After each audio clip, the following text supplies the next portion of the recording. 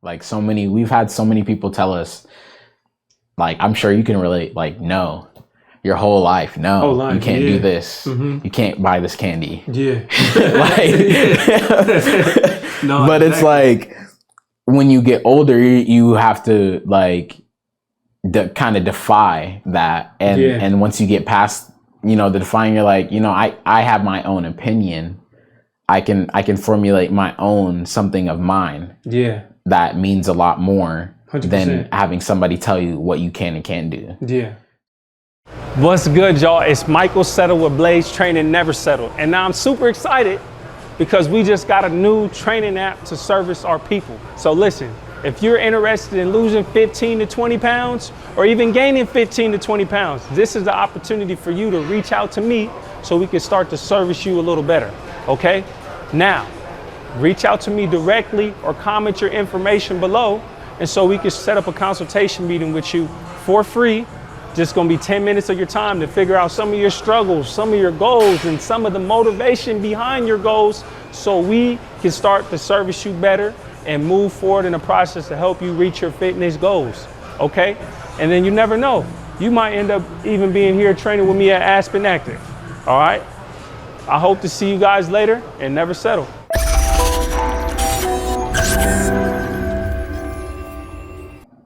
What's good, y'all? Welcome to another episode of Mike Motivation Monday. And we have the one and only Stephen Lewis. And we go way back. Way back. To the Monroe days. Diaper days. Diaper days. And so like, I thought it's crazy too, is like how everything aligns itself. Cause when I seen you, I think it was when I was like 2 or 3 months ago, I seen you downtown and we was just talking. You was like, yeah, bro, like we was just chopping it up. I was like, bro, we got to do an interview. Yeah. You know what I'm saying? And I think I was working. Yeah, you was working. Yeah. And we finally collaborated on doing a photo shoot. And then lo and behold, the universe aligns. Yeah. Now we're doing the interview. Now we're here. And so I appreciate your time and I appreciate you being here. So one of the first questions I got for you, bro, is like, what kind of got you to the point that you wanted to start doing photography? Because you're an artist, but like what kind of led you into doing photography? Man, honestly, I had a THC-1 in middle school and I just always wanted to start doing photos. So I started taking pictures on this THC-1. The first like actual smartphone I got, actually. Okay. And like I just started doing like self-portraits, taking pictures of my shoes, like because I was big in the shoes too, so like just like brand shots, but I didn't know I was gonna be doing brand shots. And then like eventually it just kind of started developing. I got better phones, started doing more, getting into like editing, and then finally like when around COVID, like when I had lost my job.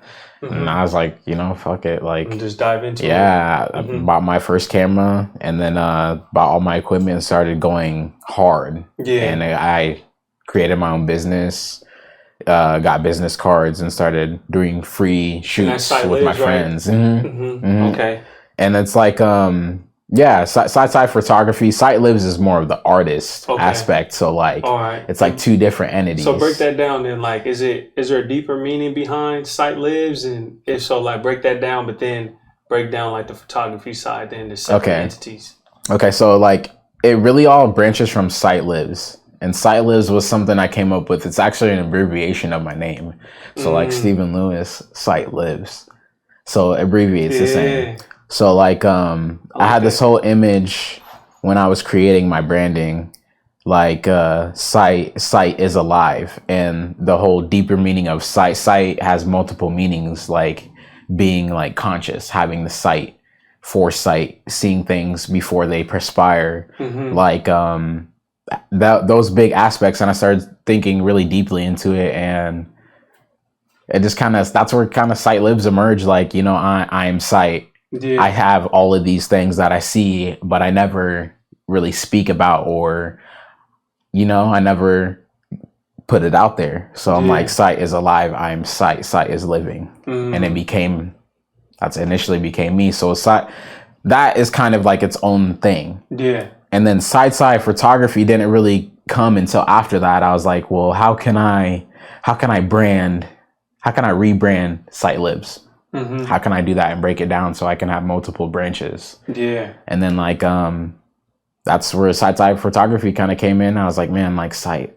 I take pictures. Sight. Okay. I was gonna say, that's genius, bro. Yeah. That's and then I started doing my branding according to that. Mm-hmm. And then I had a few friends. There's a friend I went to high school with. His name's Kevin. Mm-hmm. And he's a local. He's a really good graphic designer.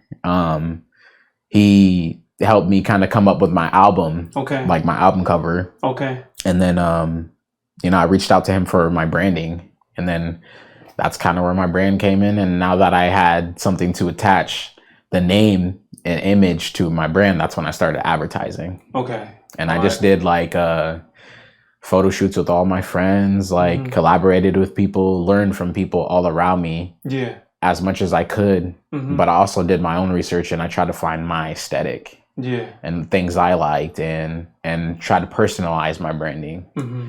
And that was the hardest part.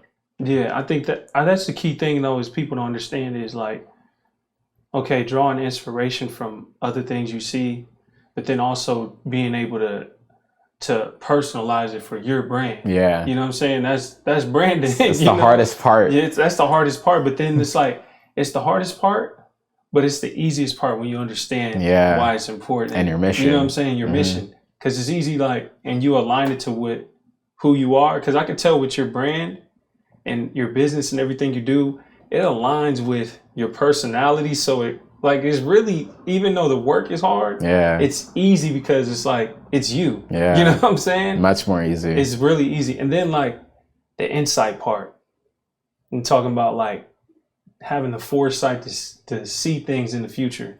Like how important is that for you as far as like, because we talked about it as law of attraction and everything like that. How important is it for you? Do you feel like, is it essential for people to like be able to see things before they even do it, you know? Yeah. Or before it happens. Yeah, I would say that's like a really important aspect.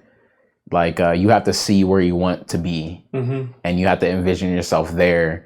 It's like, man, it's like this movie I watched. It's like where, there's so many different realities, say. Yeah. And like all you have to do is like sit down and really imagine what reality do you want to envision yourself in? Do you see yourself billionaire with 50 car garage?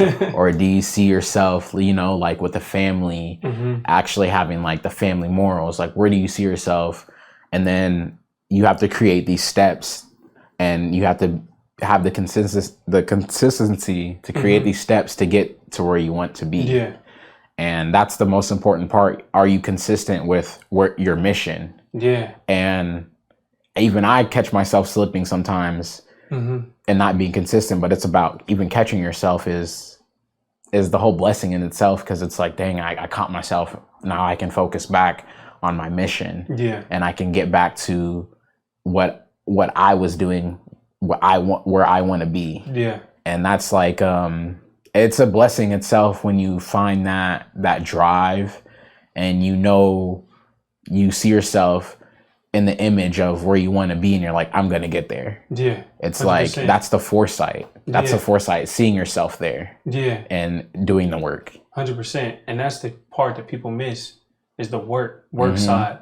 But like, can you tell me about maybe times that you felt like, damn, this shit is hard, or like you didn't feel like you could make it to a certain point that you want to get to, but dude, this story is tell me about some of the stories or maybe some of the feelings that you felt during that time, but then also on the back end after that, tell us how you got through it. Man, I'd say most recent, so I went to Coachella. Okay. And this is in Cali? Yeah, Palm Springs, California. Man, is that where you met D Smoke? Yeah.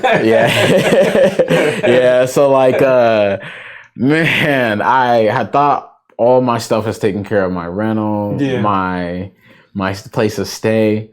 As soon as I got off the flight, they canceled my rental and they canceled my my stay.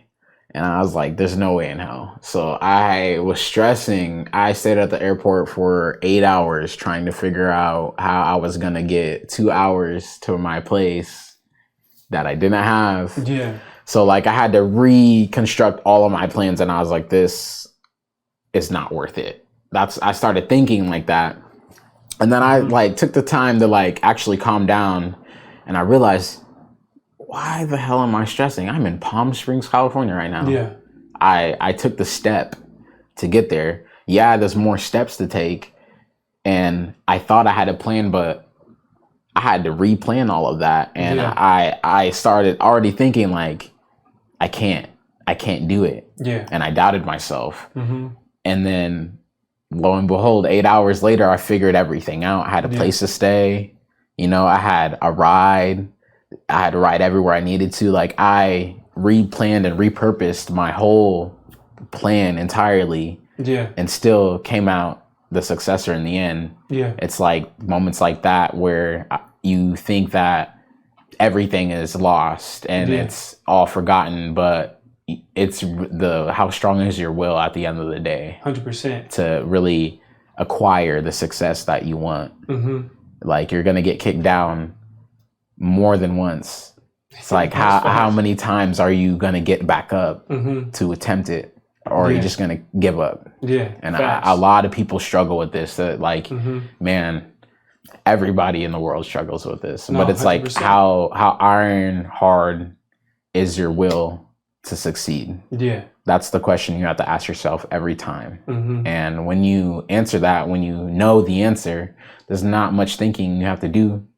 You just got to do it. Just get to it. No, you know, and I think this episode should be called Vision or Perspective. You know what I'm saying? How you see things.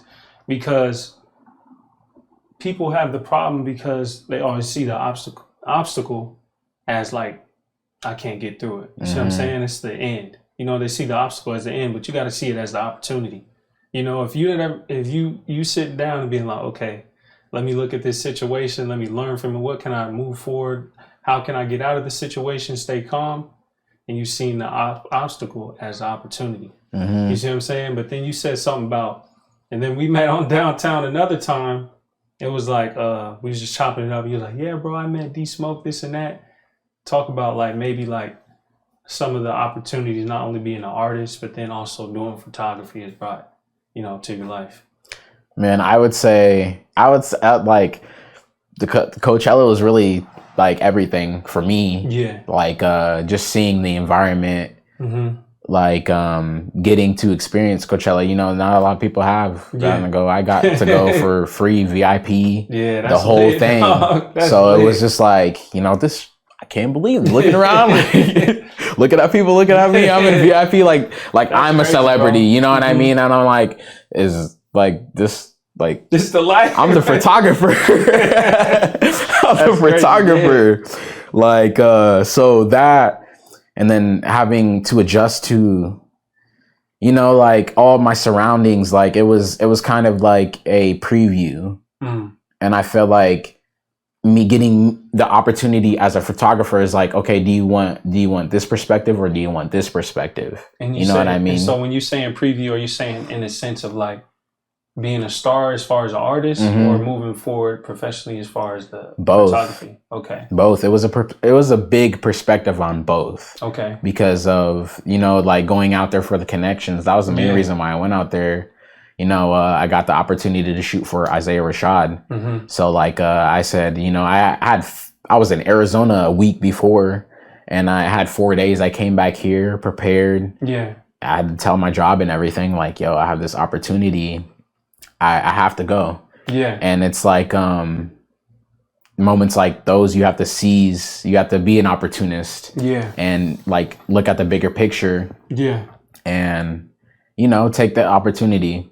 Take every opportunity, especially being young. Like we've had so many people tell us, like, I'm sure you can relate, like, no. Your whole life, no, you can't do this. You can't buy this candy. Yeah. No, but exactly. It's like when you get older, you have to like kind of defy that, and once you get past you know, to define you're like, you know, I have my own opinion. I can formulate my own something of mine. Yeah. That means a lot more 100%. than having somebody tell you what you can and can't do. Yeah. So like it was that whole trip entirely was kind of the like, oh, like I can do whatever I want. I have my own opinion. I am my own boss. Yeah. I have this opportunity. I can go out. I can be presented as an artist, but I can also be presented as a photographer. Like, what do you need? 100%. And like that, I'd say that really was like it was an opportunity for both of my talents to see what I wanted to be. Because like when I walked out of VIP, man, I had like 30 people come up to me after like asking who I was. Yeah. And I'm like, yo, like I'm just a photographer. And they're like, no, who are you though? Yeah. I'm like, exactly. Yeah. And I'm like, oh, well, I am an artist, you know, like I do make music. I've been making music for about 14 years. Like it's the opportunity. That's smart, so like that was big for me. I'm like, damn. And then I like noticed like 500 people, you know, follow me on my Spotify or just listen to my stuff. It was a lot. And that's incredible. I had like a whole different crowd of people, had all these people like engaging with me. Yeah. I put myself out there. I took the risk and it was worth it. Yeah. Every moment. 100%. And I think to me, the whole perspective of what you're doing is a gym. You know what I'm saying? Mm-hmm. And the reason why I say it's a gym is because your ultimate goal is your ultimate goal. Let me ask you first, is your ultimate goal to be on a higher level with being an artist, right? Mm-hmm. And so with that being said, I think it's very important for people to understand that when it comes to things like that, you have to be able to adjust and adapt to bring yourself to your ultimate goal sometimes. Exactly. Like you said in the beginning, when you got to the airport, you had to adjust, you know what I'm saying? And so I think it's humbling first off, but then also so smart of you to use your skill as a photographer to get you in the door, to get you to where you ultimately want to be at. Mm-hmm. You know what I'm saying? Because there's not that much difference between the person as far as distance or where they want to be between the person behind the camera and the person in front of the lens. Right. You see what I'm saying? Yeah, exactly. You're not far from that, bro. You're one opportunity away, one tag post away. I just, you know what I'm saying? Yeah. One tag post away, you know what I'm saying, for your everything to explode. Mm-hmm. So I feel like for people that's listening, it's very important for y'all to understand that. You see what I'm saying? Yeah. But then the one thing I think is real cool that you brought up to me the other day is about you living in Hawaii. Like, tell me about that experience and like how that came about and everything like that. That was, I do have to say that was life-changing. That was life-changing. Like me and my friend Isaiah, we were college roommates. Mm-hmm. And like he's my homeboy. Like we're like this. Yeah. So like you know, freshman year I went into college. I didn't know anybody besides like one of my other friends that I went to high school with, TJ. Mm-hmm. You know TJ, like, and his brother ended up going to like Loris. Okay. So like you know, we were like close. Yeah, we were close, but we had different friend groups and all that. And then I actually went to a party in college. I met Isaiah at, like, it was this like random party. He's sitting, you know, chilling in the chair with the red Solo cup. And I'm like, you don't look like you're from here. And he's like, I'm from Hawaii. So I was like, all right, like I'm from LA, like what's good? Like, try to be homeboys. And then after that, we kind of hung out a lot.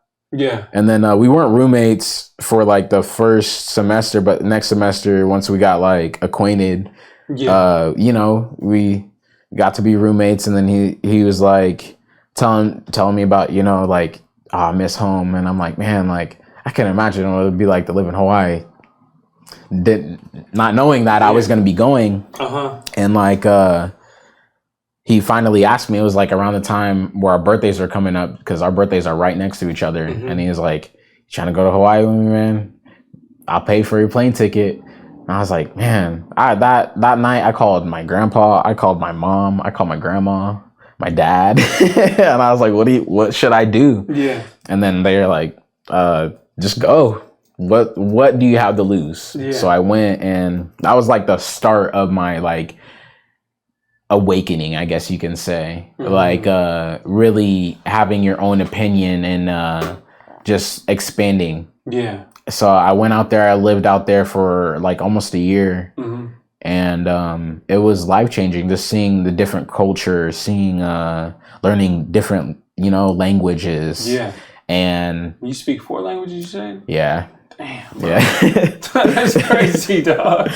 And like crazy. You know, like being in back in a whole different culture that wasn't mine. Yeah. And seeing like you know, how much they value family and yeah. like all of those morals.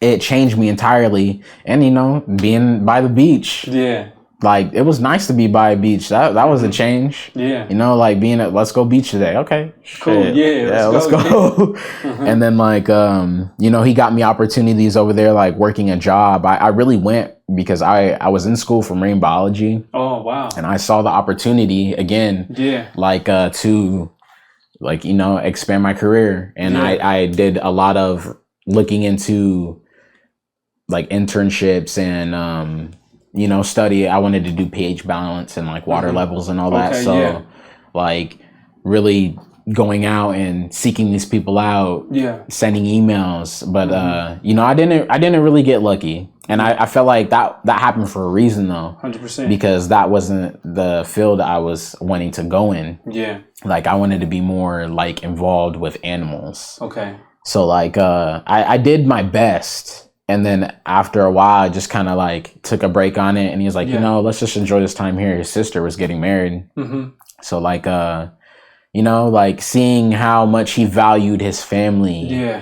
And just those like the things that matter, not the things that we were taught to matter. You know what I mean? Like reprogramming. 100%. And then I came back and, you know, after I came back, people started complimenting me on my mindset and the, you know, my drive, my focus, my ambition, how my appearance. Yeah. I noticed when I had this change of mind and like perspective, you know, I was not where I was from anymore. I was reprogrammed, and then I came back and I saw things for how they were. Yeah. And it taught me to be more active. More active and conscious. Active in the sense of what? More active in like interaction, appreciating people a lot more. Yeah. More like and the things that actually matter, like people, like connections, relationships, respect. Yeah. Those things. My morals changed, and then that's when I came back with this whole different mindset. That's what Hawaii did for me. Yeah. And every time when people ask me like, you know, like, how was Hawaii? How was living there? It was life-changing. Yeah. You should experience it yourself. 100%. Because my experience is going to be way different than yours. Yeah. You know, like my friend, he's a local. So like I got to do things that tourists don't get to do. Yeah. And that was the best part. That's probably the biggest flex is like, you know, I was with the locals. Yeah. I don't know what you guys do. Oh, God, but, you know, I was jumping off of... you know, 20 foot rocks in like a literal pit. Like on my Instagram, this is like literally me flipping, and you can see like I almost hit my head on the rock because of how narrow this shit is. It's like, it's kind of crazy. Like I didn't think I'd be doing that. Yeah. But you know, like being there, experiencing it fully. I wasn't even on my phone. I wasn't even on my phone other than the, you know, call my mom, and like it was a 5-hour difference. So by the time I called my mom, she was asleep. Like it was just so different, and like it changed me entirely. Yeah. Like it was. How long was you there? Like, man, I can't even really remember, to be honest. It felt like time went by so fast there, but the days were so long. Like that was the best part about it. Like I'd say like 7-8 months. Okay. Almost 10. Yeah. Like. Ah, man, it was so nice. Yeah, that's powerful. Yeah, I think because I had a similar experience too. Because when I went overseas, I was overseas because I was in Bahrain. Yeah, I was there for 4 months, and then my whole it was an awakening for me too. You know, and I think too is when you experience, because for some reason, I feel like Iowa has like some kind of like dark energy to it. Yeah. Like lower frequency type of behavior as far as, because if you look at how we behave consistently, it's not really healthy. Especially when you go and experience different cultures, you go across seas, or if you go to even Hawaii, because I feel like Hawaii is technically not even. Yeah, it's different. Really even, it's not even really the U.S. Yeah. You know what I'm saying? Just the whole culture and whole experience. But like when you go out and experience different things outside of here, you know, your frequency raises and your mindset raises because you got a new perspective and you see new things, right? But I do feel like I agree with that because I really had like almost a spiritual awakening too. And when I got back, just everything felt almost slow. But then also too is like I was just more calm. You know what I'm saying? Because I understand how small I am in perspective as far as the whole entire world. Yes, that's big. That's big. Yeah. And most people that live here in Iowa, they never really experienced anything outside of Iowa or even the Midwest. You see what I'm saying? And so I think that's super important, you know. But then bringing it back to like where you're at now, right? Where your perspective is. What's something that you feel like you learned that is super important for people to know when it comes to trying to build a brand? Man, that's a good question. Holy shit. That's a good question. Man, there's so many things. Yeah, there's so many. Yeah, I'm thinking of like a million right now. Have an open mind. Have an open mind. Yeah. There's nothing wrong with having an open mind. You're going to have people shoot you down. You're going to have people tell you no. But as long as you have an open mind, that shit will just pass through like water. And then it'll be like, you'll have so much more understanding. And when you take the time to listen, I'd say like, I can't base it down to one thing. Two, open mind, and you have to be willing to listen. Because if you're quiet enough, you'll hear the answers. That's a gem. Yeah. That's a gem, bro. That's a gem. And one thing, when it comes to branding, I feel like people, even with businesses, one thing I really like that I heard is Rick Ross. I was listening to him. Shout out to my bro, Rick Ross. Not just slight plug, Rick Ross. What is it? Bel Air? Pairs. But anyways, one thing I really like that he said is it takes 10 years to really build a foundation for a brand. People don't understand that. I talk to so many people all the time to be like, yeah, bro, I want to do a clothing brand. You don't even want to take the first step to even doing it. You don't even want to put yourself out there to even take those steps to do it. You know, and then like one thing doesn't go their way, then they're like, I can't do it, bro. Yeah, the doubt. You know what I'm saying? The doubt creeps in, and then they start listening to other people, right?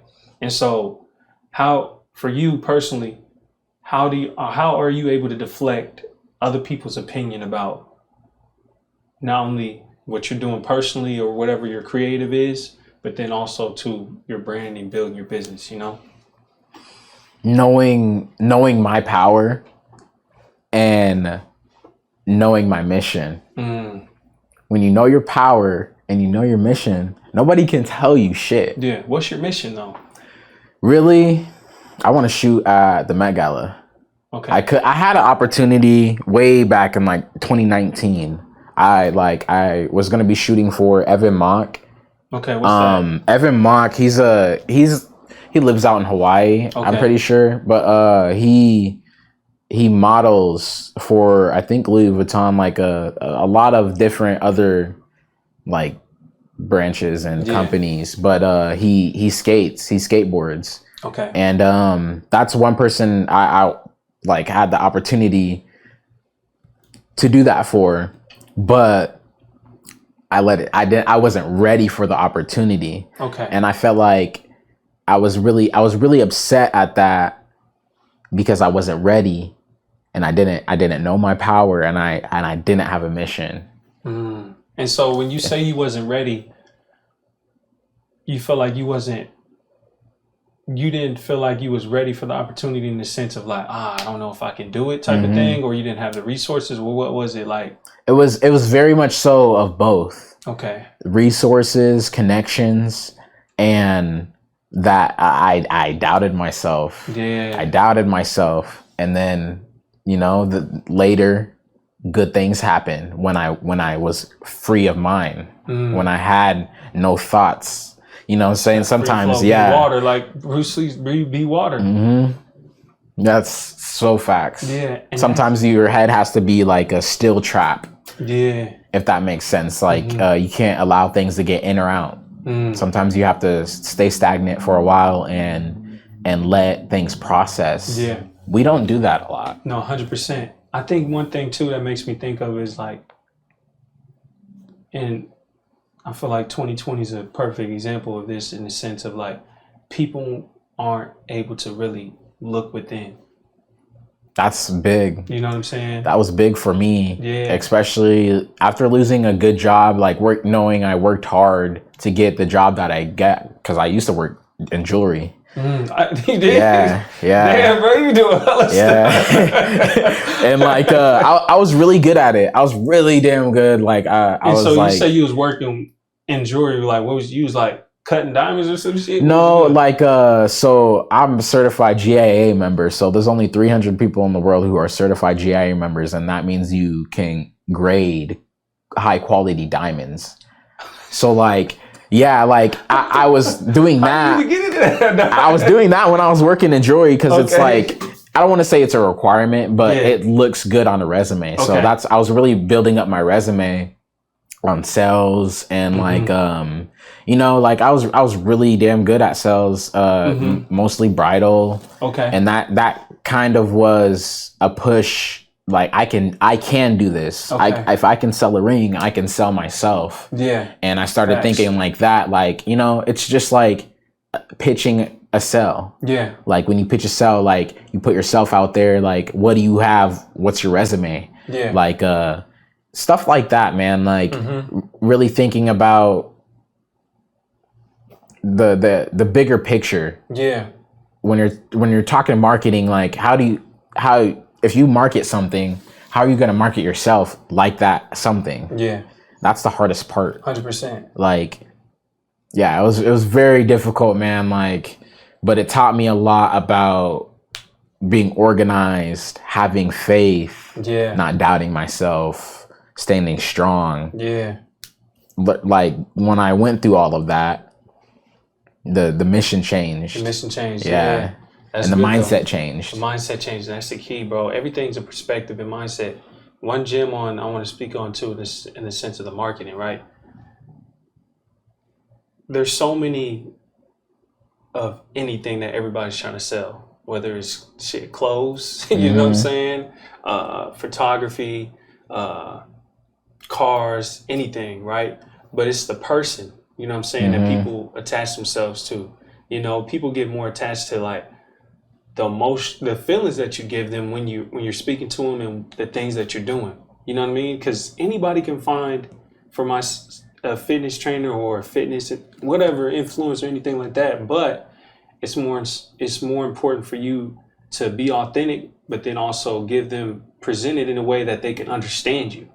You see what I'm saying? Because like one thing I really like that I heard is it said there's always somebody less qualified doing what you're trying to do. And that's a gem. You know what I'm saying? Yeah. That's powerful, because it's like there's somebody out there doing whatever you're trying to do at a super high level, and you might be way smarter than them, way more qualified, but they're giving that what people want to hear. You know what I'm saying? But it's important for you to distinguish yourself, but then also to adapt and really create an approach for people to attach themselves to when you're trying to sell them a diamond ring or whatever the case is, Yes. It really is, You got to put your personality into it. There's so many different aspects. Exactly. And so, y'all, we're going to take a quick little break, and we'll be right back. What's good, y'all? It's Mikal Settle with Blaise Training Never Settle. Now, listen, I want you to stay tuned for this new ebook we got coming out. It's going to be fire. Great, efficient workouts, whether it's the home workouts or the gym workouts. So stay tuned. Enjoy the rest of the show. Peace. What's good, y'all? Hope y'all like that quick little ad. But man, Stephen, thank you for doing this. And before I go into like one of the last questions and everything like that, I like to give every guest a book to kind of spread knowledge. And like I always say, books carry energy. You know what I'm saying? So if you're able to catch one gem out of this that changed your life, that's important, because like each person can change millions of lives. You know what I'm saying? Yeah. You might not be able to do it at one point or one time, but you changing one person's life, and that can be the one that changed, you know what I'm saying, millions of lives. And you could probably give them this book to, you know what I'm saying, after you read it, right, you know, you pass it on to somebody else. So this one is A Long Walk to Freedom by Nelson Mandela, you know, right here. Boom. If you haven't, check it out, y'all. But yeah, bro, this is yours. I haven't actually read this, so I'm going to take my time reading this. Okay. I really like Nelson Mandela. For a while, like I did a lot of studies on abolitionists. Okay. And Frederick Douglass was my favorite. Yeah. Very powerful. The things he said, he barely spoke, but when he spoke, it was powerful. And like that really resonated with me. So, you know, every time I try to speak, I try to make sure that it's powerful and that, you know, it does carry the waves, like a tidal wave, because that matters. What you say matters. 100%. And a lot of people need to realize that. Yeah, that's facts. Because people don't understand is like when we're speaking, even though we're interpreting and understanding this language in a certain way, it's all vibrations. So literally, you're like you said, tidal wave, that's bars. You should throw it in this song. but like you're speaking waves, and that's energy, that's frequency. So like what you speak out into this world, because you know energy's never destroyed. It's just you know recreated and dispersed to a different place, right? And so, but when it's recreated, it's always going to be reciprocated too. Right. So you got to make sure you put that good energy out there. Always. That's super important. It's more valuable. Way more valuable. You know what I'm saying? And that's why you start to level yourself up. That's what I always tell people is like even my uncle one time, he was saying, he was speaking on a situation and he thought I was just being a little pet peeve, but I was joking, but I was serious. I was like, don't say that. Even if you're joking, don't say that, because your subconscious really doesn't know the difference between you joking and you being serious. You know what I'm saying? That's why I tell them like, oh, don't say that, even if it's a joke. You know what I'm saying? Like, obviously, you know, people joke around. I joke around, I clown too. But in the sense of speaking on yourself, anytime that you put I in front of any sentence, don't say nothing negative. It should be positive. It should be positive. You know what I'm saying? Because like I used to do, so I studied anatomy in college. And one thing I learned is that like literally when you speak, you can convince your body's cells to change. So when people are like, oh, I think I have cancer, or like, I think I have this, you're already convincing your body that it needs to go and, you know, it needs to heal itself. So, and a lot of people do end up, you know, that's what they get, because they're convincing themselves and subconsciously, you know, it's changing your cells. Yeah. Like, that's why it's important to speak positive, because when you speak positive, like, oh, I like this about myself, you bring those cells up, and you're more charged up. 100%. And you see it when you look yourself in the mirror. Every day I wake up, I look at myself in the mirror. Yeah. And it's like, you got to have those mantras to boost your cells up. 100%. It's real. Hey, look to the right of you. Grab that paper. Watch. Literally, this is what I do. I send to everybody is affirmations, bro. That's what you know what I'm saying? Affirmations, bro. Yes. That's what you're talking about. That's literally it. That's a real thing. That's a real thing, bro. Affirmations. I got them in the bathroom. I got like a little, I'll show y'all after this, got a little affirmation jar. I have people pull whenever they come in. I forgot to do it with y'all, but we'll do that at the end. But, you know, like, that's important. You know what I'm saying? So y'all keep that in mind. And so my last question for you, bro, is what comes to mind when you hear somebody say never settle? Never settle. Never settle. What comes to mind? Don't sleep. Don't sleep. And when I say that, I don't literally mean stay up all hours of the night, like, like He said, "Do like it." Freddy Krueger is after you or something. Like, I mean, don't sleep on yourself. Don't fall asleep consciously. That's the biggest thing, because a lot of people do start to slip up, and they fall asleep. I don't know if you've ever seen that movie Doctor Sleep. Dr. Sleep, I haven't. It's like it's another spin-off of The Shining. The Shining's a lot older. Okay. But it kind of reminds me of that, like, we are able to tap into this whole dream state. Yeah. And our dream state reflects our reality. So how big is your dream? You know what I mean? Like, how big is your dream? That's how I look at it. That's a bar. That's like, yeah, that's fact. And how can you apply it? How can you dream big and apply it to your reality and still be relevant? Like, you know what I mean? How can it be timeless? How can your inspiration be timeless? Like, it's something that you always think of, something that is always brought to the front. Like, don't sleep on yourself. Yeah. Don't sleep on the people around you. Don't, like, be motivated. Like, wake up. One of my mantras, that I don't sleep on myself, is, thank you, God, that I got another opportunity to get where I want to be in. And I wake up every day and I say that. Yes. That's like it, and it inspires me past limits. I can even say, like, I'm like, damn, like, I'm here. I'm existing. I'm living. Let me go hard today. And then, the next day, days are going to be harder than the other, but it's about having whatever mantra helps you get through the day and gets you started. That's the most important thing. Yeah. That's powerful, bro. Thank you, dog. Yeah. Thank you. Yeah, I got you. Yeah, man. that was hard.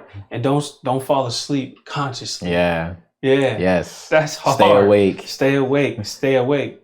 And so, man, to finish off each episode, I kind of tell a story that kind of like resonates to kind of like what the conversation is, or even what comes to mind. And so one of the stories I want to tell is like,